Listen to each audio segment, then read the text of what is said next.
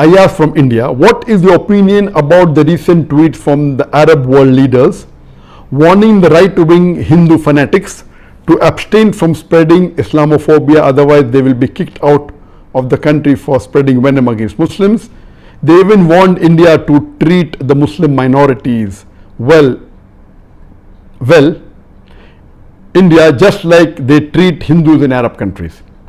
We even saw Prime Minister Narendra Modi tweeting soft messages towards Muslims after that followed from the Arab world. What is my view? A similar question has been asked, I'm clubbing it together, by Syed Hashmi from Doha, Qatar.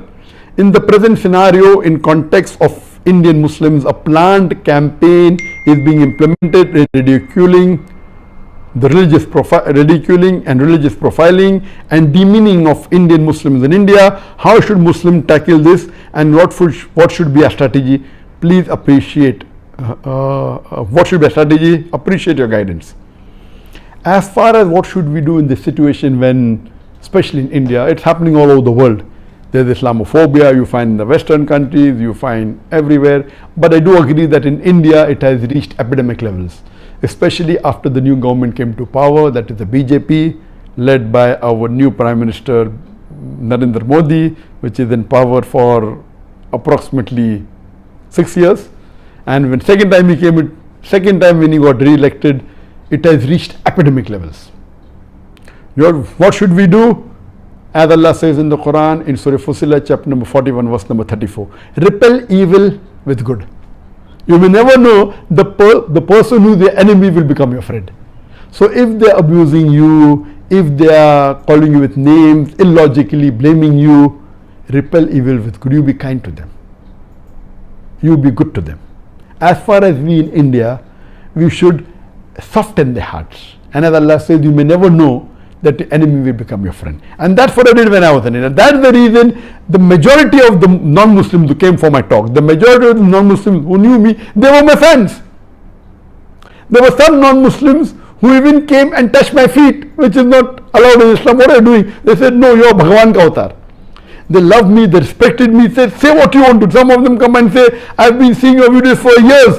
Tell me what I should do. I said, accept Islam, and they accepted immediately, alhamdulillah. They loved me, they respected me. There were very few who were against me.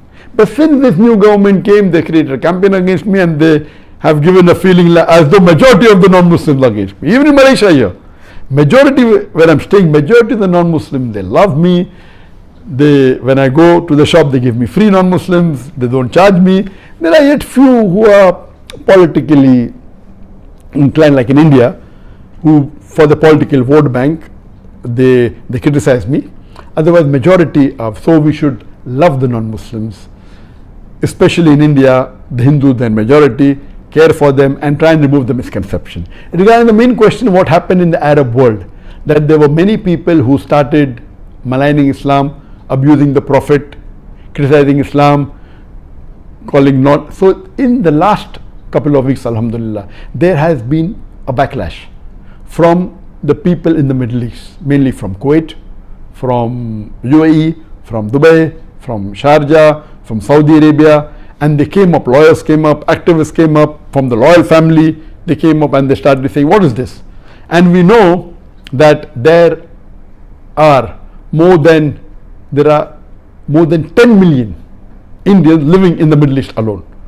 More than 3 million in Saudi Arabia, close to 4 million in UAE and the other Gulf countries, and the major foreign exchange that comes in India is from the Middle East.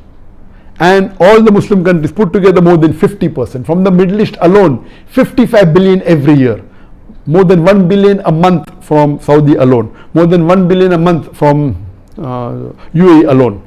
And out of those people working in the Gulf countries, approximately 50% are Muslims, 50% are non-Muslims. The non-Muslims are on the higher post. Most of the Indian Muslims, they are on the lower post, few are on the higher post. The non-Muslims, most of them are on the higher post, few on the lower post. And when I did a survey, when I was a resident earlier of Dubai, the top 100 Indians in the Middle East, the richest in the Forbes list, the top 100 richest Indians in the Gulf country, 80% were non-Muslims. 75% Hindus, and only 20% were Muslims. So when so much money that is coming in to India from the Muslim countries, majority earned by the non-Muslim, that means they're living comfortably. I don't know of any single case in any of the Muslim countries or the Gulf country where a Hindu was forced to say Allahu Akbar. Never. But here the Muslims are forced to say many things which are against Islam, like Jai Shri Ram, etc. So the backlash came, and there was a warning that if anyone is caught on the social media, the non-Muslims, most of them were Hindus from India belonging to, who are the supporters of the BJP. According to me, most of the Indians, the Hindus, they love Muslims. According to me. Even today, there is a small percentage of Hindu, maybe before BJP came to power, maybe 5% who are against Muslims, and maybe 15% were in favor, always supported, and 80% were neutral, but they had no problems with the Muslims.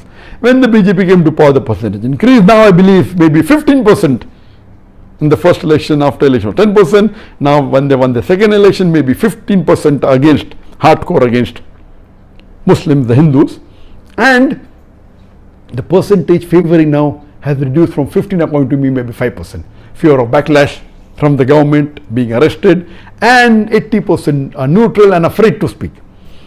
We should convey the message, remove the misconception. This backlash that came from the Gulf country, it should have come long before, but better late than never, and I agree with it, that they gave them warning, and many of them were arrested, they were put in jails, many were sent back. How can you criticize the beloved Prophet, speak against the Quran, the country where you're staying, which is giving you bread and butter? They are not forcing you to say anything to do about Islam. You are living comfortably, you are not paying any income tax, you are sending most of your earnings back home. So I am very much positive. And then one of the lawyers from Kuwait has made even a case in the Geneva in the human rights, and he said that anyone who finds any non-Muslim making abusive remark against the Muslim, send it to him, he will put it in the court. Very good, we appreciate it, very good, but I want to give them advice a step further. Besides collecting all the non-Muslims who are speaking against Islam on the social media, though in percentage wise they may be few, let me tell you, even the non-Muslims who are against Muslims in the Muslim countries, Gulf countries, would not be more than 10%, according to me. And speaking in the media would be just 2 or 3%.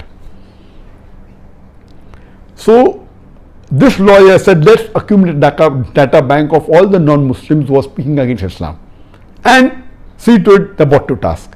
I would like to tell them that go a step further. I would request that you even keep a data bank of non-Muslims in India speaking against Islam, and those which are speaking are mainly the hardcore activists of the BJP government, and most of them, they are rich. And let me tell you that most of the politicians of India, they have their money stored in UAE, in the Gulf country, most of them. And most of them, majority those of the non-Muslims who travel abroad, more than 50% may visit the Gulf country or the Muslim countries. I would suggest to that Kuwait lawyer that even collect the data of all the negative remarks and abusive of all the non-Muslims in India and keep a data bank and store it into the computer. Next time if they come to the Gulf country, whether it be Kuwait, whether it be to Saudi Arabia, whether it be to Dubai, whether it be to Indonesia, in the data bank you should be mentioned, okay, now they have abused the Prophet, which is not permitted by law, and they have abused Islam, bid them to task, have a case against them, arrest them and put them behind bar. And when you do this to 5 or 10 people, believe me, majority of them will stop, because they travel to Muslim countries. If not majority, at least 25% will stop. Make it public that we have a data bank, don't reveal the names. The moment they come, arrest them, take them to the court of law, give them punishment. Believe me, most of these people who are BJP Bhakt, who are spreading venom against Islam, against the Muslim, they will get scared. And my last suggestion is, let the Muslim countries make a block. The major Muslim countries, whether it be Saudi Arabia or UAE Indonesia, Malaysia, can be Nigeria, Qatar. Most of the oil that comes to India comes from Muslim country, from Saudi Arabia, from Nigeria, from UAE. Natural gas comes from Qatar, palm oil comes from Indonesia and Malaysia. Let's make a block and we work collectively so that if they say anything against Islam, against the Muslim, we can be a better force. So if the Muslims unite, inshallah, and put a pressure on Muslims and the other countries which are maligning Islam, inshallah this will have a positive impact and they will stop doing this activity.